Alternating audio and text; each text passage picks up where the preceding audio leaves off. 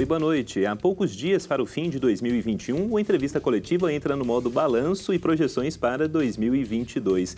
Hoje a gente fala sobre a nossa economia. O que esperar para o dia a dia do bolso do brasileiro que ficou mais empobrecido, endividado e sem dinheiro até para comer. Não bastassem os desafios de um cenário ainda conturbado pelos efeitos da pandemia, 2022 ainda é ano eleitoral. Assuntos para conversarmos com o economista Márcio Antônio Salvato, coordenador do curso de Economia do IBMEC Minas. Ei, professor, bem-vindo.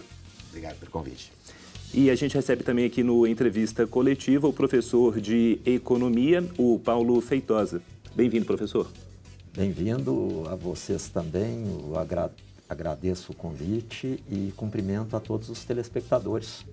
Tomara que tenhamos algo positivo para passar para todos eles nessa entrada de ano novo. O senhor que vai ter que contar isso para a gente, professor, porque quando a gente fala de economia, Murilo Rocha, boa noite. Boa noite, Lucas. Também agradecer aos convidados aí pela presença.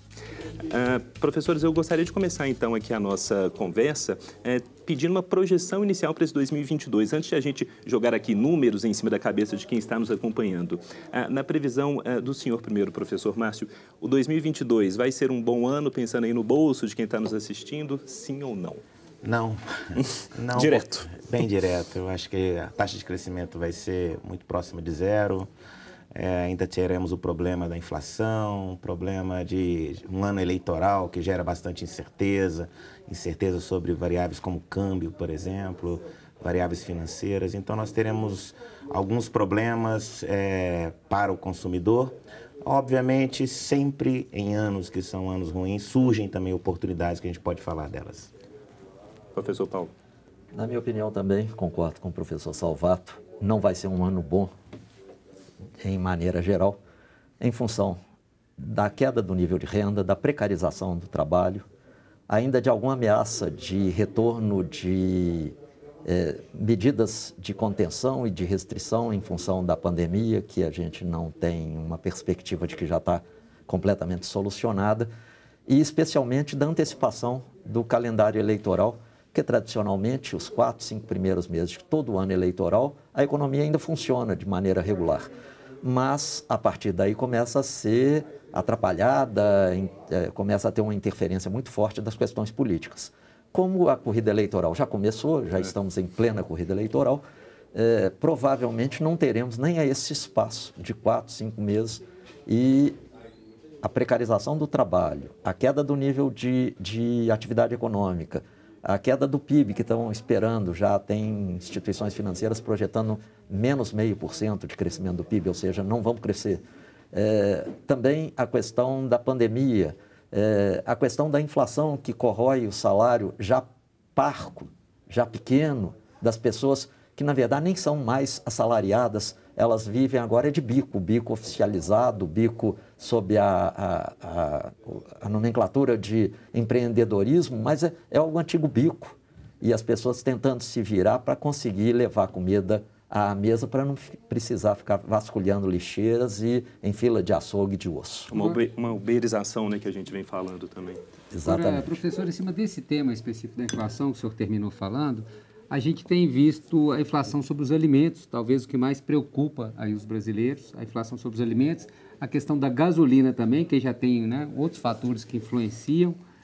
Esses produtos, os alimentos, o combustível, eles vão continuar em alta ou uma expectativa de pelo menos se estabilizar no alto? Assim? Claro que é uma projeção, né? A gente está falando aqui de um cenário. Queria a opinião de vocês dois. Se me permite, eu acho que vamos olhar primeiro para o retrovisor, né? Como é que foi 2021. A inflação esse ano a gente deve fechar aí com 2 dígitos, acima de 10%.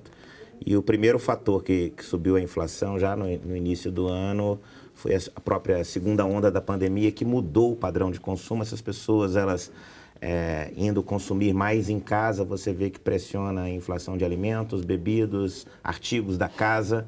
É exatamente aquelas pressões de demanda que aconteceram, enquanto outros setores eles estavam aí praticamente parados, paralisados.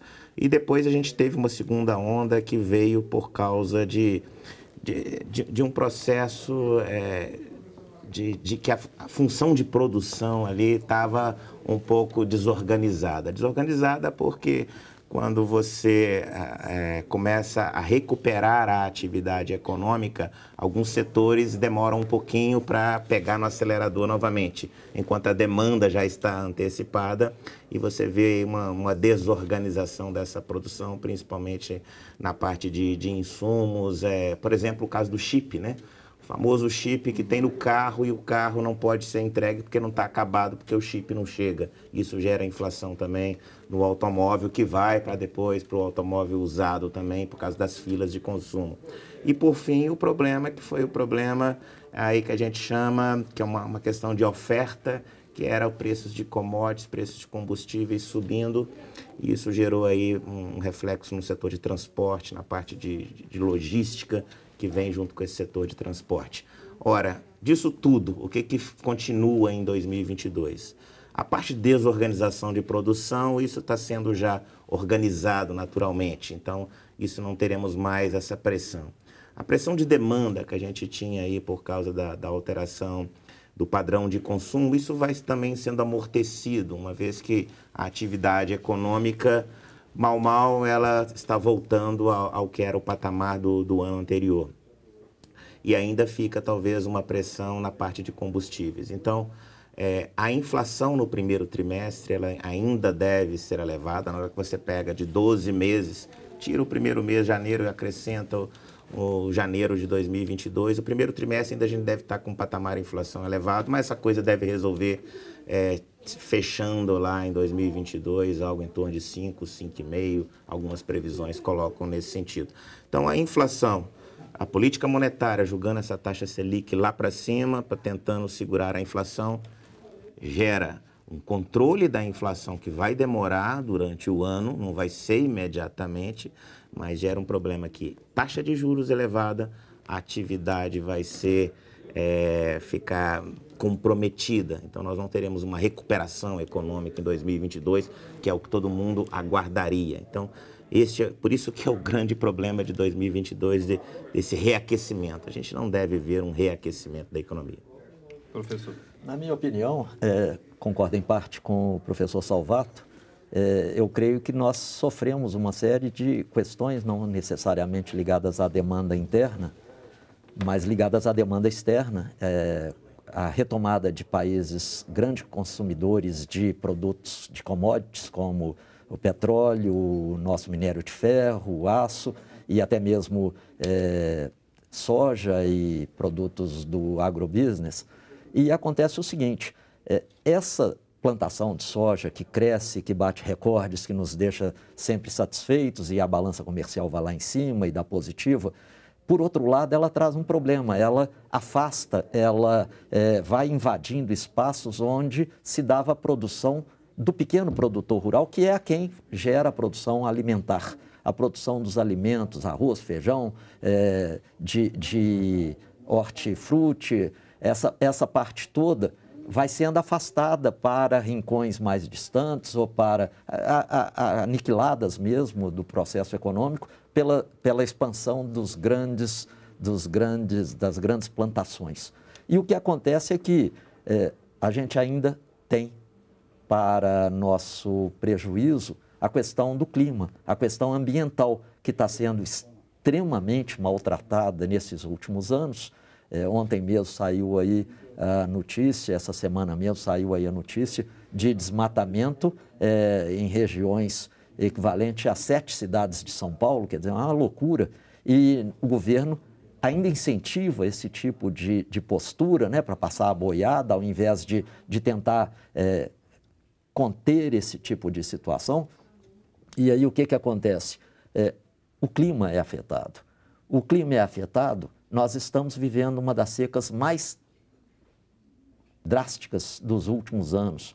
Essa seca faz com que a plantação se perca. O milho queimou, o milho esturricou. Em alguns outros lugares onde começou a brotar, veio a geada. Então, assim, os fatores climáticos estão cada vez mais severos e isso trouxe perda de alimentos para atender à demanda interna, que já era pequena. Mas aí, então, nós tivemos também uma queda ainda mais avassaladora, maior em termos proporcionais, da oferta.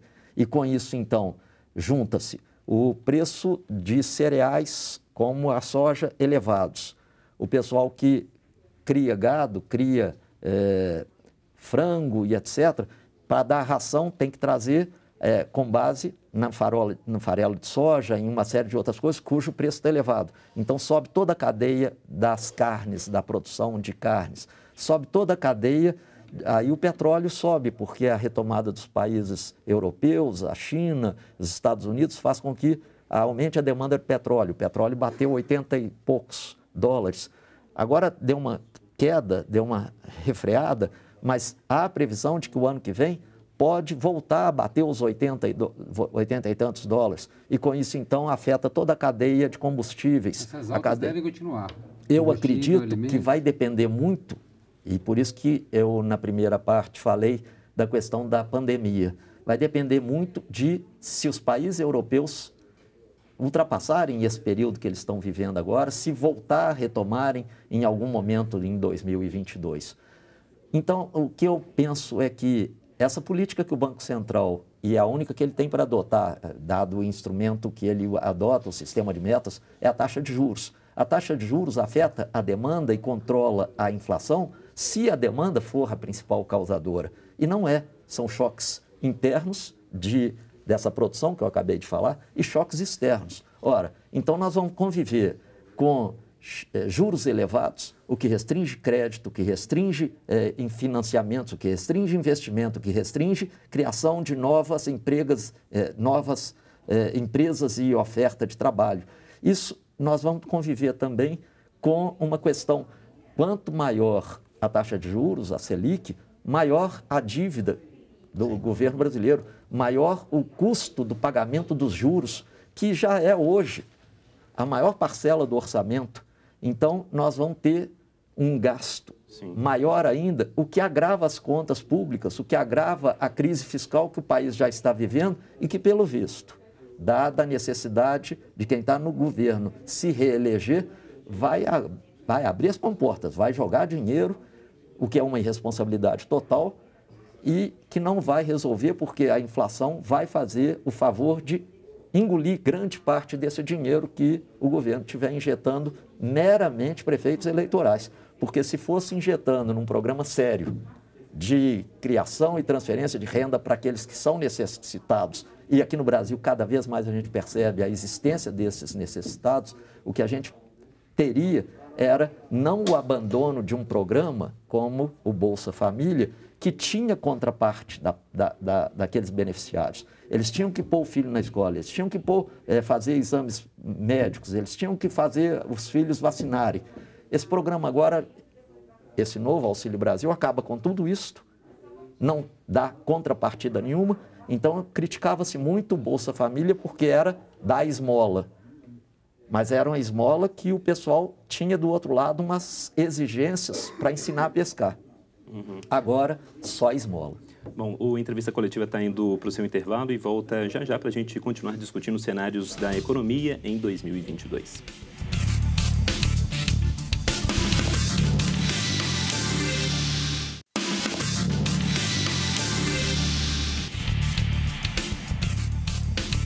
De volta com a Entrevista Coletiva e hoje nós estamos discutindo os cenários econômicos que se desenham para 2022. Professor Márcio, eu queria continuar um pouquinho na questão dos combustíveis que afeta, não é, toda a população também. A gente discutiu um pouquinho sobre isso no último bloco. Sobre a questão de crise energética e dos combustíveis, não é um problema enfrentado apenas pelo Brasil. Internacionalmente a gente observa isso também. Mas o que, na opinião do senhor, o governo está fazendo de errado, não sei se com a Petrobras ou com a política econômica de uma maneira geral, que os combustíveis estão neste patamar e, pelo jeito, sem uma possibilidade de queda, não é, num cenário de médio ou curto prazo? Essa é uma questão interessante, né, que a política da Petrobras é uma política apenas de amortecimento. Então, tem o ciclo de preços externo, ela apenas fala qual que é o ciclo que vai fazer a sua variação. Então, congela por um período, mas imediatamente todo o aumento é repassado para os seus preços. Então, é apenas uma política de amortecimento. E aí sofre todo o reflexo internacional. E esse foi um ano, em especial, que isso realmente foi afetado por dois fatores. O próprio preço da commodity internacional subiu, batendo recordes, e você teve um problema do câmbio também, que o câmbio a moeda brasileira desvalorizando faz com que a importação de parte desse combustível, que a gente ainda é importador de uma parte, faz com que o nosso preço doméstico vai ter esses dois efeitos conjugados. E aí isso pesa, obviamente, em todo o setor de transporte, e a gente viu toda essa discussão durante o ano. Para falar em 2022, a pergunta é se a gente tem uma bola de cristal, se isso vai continuar. Por certo, esses fatores, eles tiveram algum impacto que vieram da pandemia. Teve um outro fator que foi a própria... É um setor cartelizado, é um setor onde ele decidiu por uma produção menor segurar o volume de produção. Então, a oferta foi segurada e a demanda pós-pandemia, não. A demanda, logo depois que a pandemia estava arrefecendo e a atividade econômica voltando na Europa, pressionou e não houve uma liberação de produção por esse cartel de produção mundial de petróleo. E aí o preço, deixou subir o preço. Então, esses fatores continuam presentes. Como a gente viu no bloco anterior, a gente não tem certeza ainda de quais serão as medidas profiláticas que vão acontecer na sequência, no início do ano, se a Ômicron vai realmente afetar... O que vai acontecer com a Ômicron, né? O que se vai acontecer, nós vamos ter um fechamento, parece que alguns países estão indo para algum nível de fechamento novamente.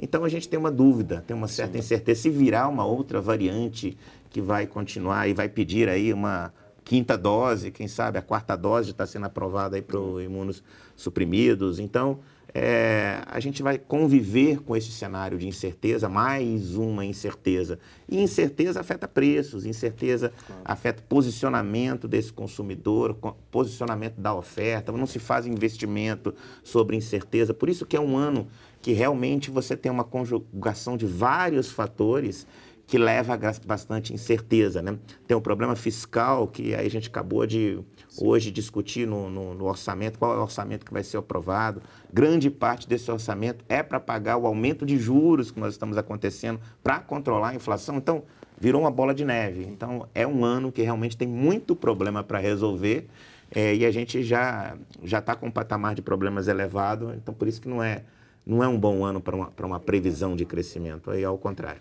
Professor Paulo, queria fazer uma pergunta para o senhor, porque eu fico imaginando quem está nos vendo deve estar assustado, né, com o que estamos vivendo agora e com as projeções que os senhores estão fazendo aí com base nos números que temos hoje. Aí eu estou pensando assim, lá naquele telespectador que está nos vendo, classe média, que está com um dinheirinho pouco que seja sobrando.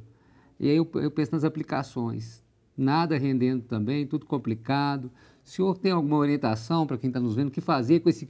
Assim, já é uma raridade quem está tendo dinheiro sobrando. Então, esse que está tendo com dinheiro um pouquinho de dinheiro, que é a poupança tradicional, o que ele faz com esse dinheiro? Olha, o que os analistas de mercado recomendam, os consultores têm sugerido, é não deixar na poupança, porque a poupança perde da inflação. A poupança é, de todos, o pior dos investimentos, das aplicações de recursos.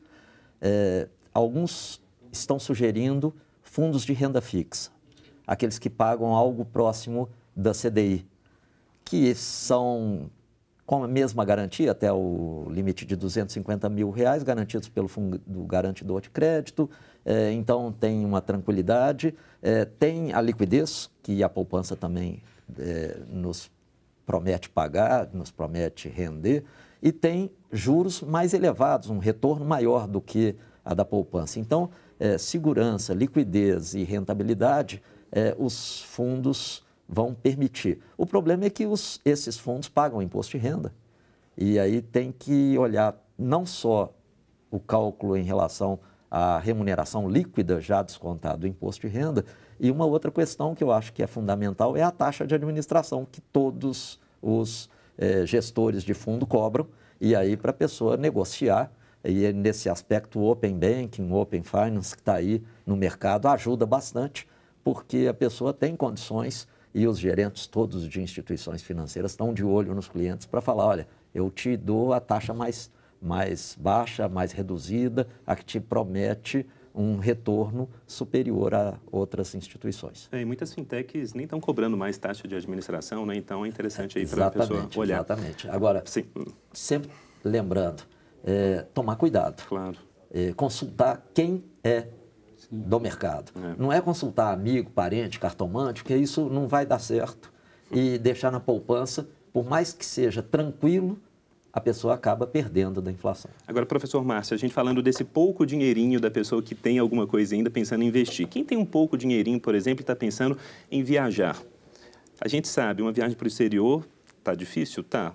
Dólar a quase R$6, euro a quase 7, a Libra nem se fala, nem sei qual que é a cotação da Libra. O ministro Paulo Guedes chegou a falar, se a gente chegar no dólar a R$5, a gente vai ter feito muita bobeira. Pelo jeito fez, né? Porque assim, ela está quase batendo no 6. Vai continuar assim? Pois é, a expectativa é que sim. É um ano que... Dólar é a variável mais difícil de se prever, para começar.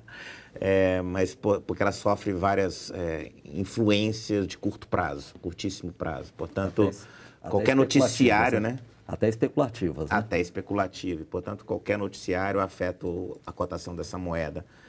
Mas o que está se esperando é maior volatilidade e fechamento do ano em torno de 5,6, 5,7, que é algo próximo do que estamos hoje, mas com maior volatilidade. Mas tem eleição ano que vem, e aí? Isso pode... Aumenta essa volatilidade. Estou contando essa volatilidade elevada para o ano que vem por causa desse fator que é a própria eleição. E você disse a questão de ir para o exterior. Tem uma outra variável ainda, é a pandemia. Você não sabe se você volta. Então, existe uma insegurança sobre isso ainda. Isso gera mais incerteza e, portanto, isso está no preço também de tudo. Ora, por certo, fazer viagens, se você tiver que fazer viagens, eu acho que o mercado interno seria uma boa opção. E aí, pensando hoje que você tem vários aplicativos onde você pode fazer cotação de preço. É importante, quando a gente está num cenário de inflação, que você volte à velha pesquisa de preços. E para viagens, tem um monte de fontes de informação para isso. Você deve ir para a internet e buscar essas informações para fazer isso. E, se for possível, adie, por que não? Dada a incerteza desse cenário, a incerteza da manutenção do seu emprego, por exemplo, é importante que você seja mais precavido em 2022. Vamos falar um pouquinho aqui sobre o nosso Estado. Este ano foi importante, pensando aqui na vida do servidor público, por exemplo, 600 mil da ativa e inativa e aposentados, porque eles passaram a receber o dinheiro do 5º dia útil, o 13º também caiu na conta. A gente sabe como isso é importante, essa previsibilidade. Agora, o nosso comentarista Orion Teixeira deixou uma pergunta para a gente sobre finanças aqui do Estado. Vamos ouvi-lo. Professor Paulo, o governo mineiro insiste em fazer adesão ao regime de recuperação fiscal do governo federal, um programa destinado aí a estados quebrados. Existem alternativas? Por que o debate não avança na Assembleia? Essa proposta pode tirar as finanças de Minas da crise?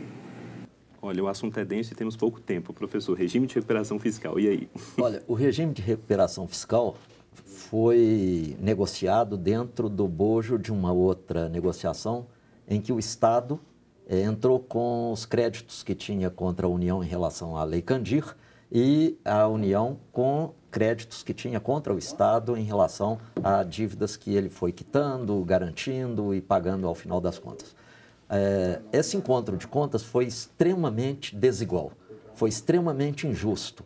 A União corrigiu seus créditos por uma indexação, por um indexador, e não permitiu que o Estado fizesse o mesmo. Com isso, pelas contas do pessoal da Secretaria da Fazenda, 135 bilhões seria o crédito do Estado, a União aceitou pagar 8 bilhões.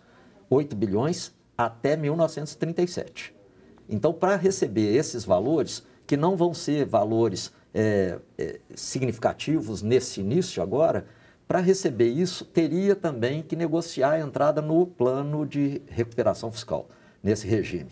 Esse regime, ele, antes de mais nada, ele tira muito da autonomia que o governador tem para a gestão do Estado, tira muito, portanto, da autonomia de um ente federado e eu acredito até que isso vai ser questionado mais em algum momento aí para frente, junto ao Supremo Tribunal Federal. Por quê? Porque coloca parte grande da gestão das contas públicas estaduais na mão de um comitê de supervisão que de 3 membros, 2 são indicados pelo governo federal e que tem poderes para decidir ou anular certas decisões que o governo tenha feito. Além disso, ele estabelece uma lei de teto, o que seria o equivalente a uma lei de teto do gasto, que já no setor nacional já vimos que foi ultrapassado, mas para o Estado isso vai valer. Professor Márcio, o senhor tem um minutinho só. Quer dizer, essa é uma questão super importante, parece que foi uma decisão muito mais política do que uma decisão, um princípio econômico, haja visto o problema do indexador, que não foi realmente uma discussão realmente mais técnica. Isso é um problema, por outro lado, que qual que era a decisão era alongar o pagamento dessa dívida, dada a situação em que o Estado estava e queria entregar algo já realizado. Obviamente, isso coloca amarras no Estado. Essa amarras de teto é uma questão importantíssima, né? A nossa Assembleia não fez essa discussão, é uma discussão que estávamos para fazer e não fizemos. Então, é o que nós temos agora para seguir no Estado. Olha, agradeço demais aqui a presença dos nossos professores. A gente teria muitos mais assuntos para continuar discutindo aqui, mas, professor Paulo Feitosa, boa noite para o senhor e até uma próxima. Boa noite. Mais uma vez, cumprimento aos telespectadores, desejo um feliz ano novo. E como eu comecei dizendo que esperava alguma coisa mais positiva, que a gente tenha mais juízo ao votar e mais cuidado com o ambiente, porque a terra-mãe é a nossa habitat. E a gente não pode desprezar e destratar isso. Sim. Professor Márcio Antônio Salvato, muito obrigado. Eu que agradeço, obrigado a todos, um feliz passagem de ano para todos. Murilo, a gente ainda tem mais um programa, então até o próximo. Até a próxima, Lucas. E obrigado a você que acompanhou até aqui o Entrevista Coletiva. Para você, um excelente fim de semana e no sábado que vem estamos de volta. Tchau.